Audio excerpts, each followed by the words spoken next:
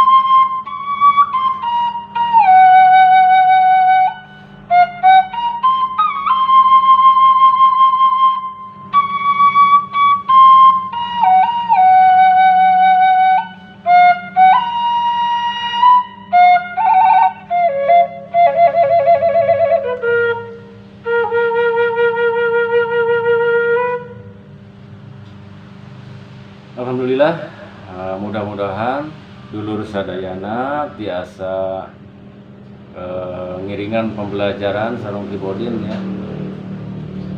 Papunten kibodan oge sanes ahli nya mung sakadik-kadikeun lah ya berbagi nya sharing. Semoga hatur salam. Assalamualaikum warahmatullahi wabarakatuh.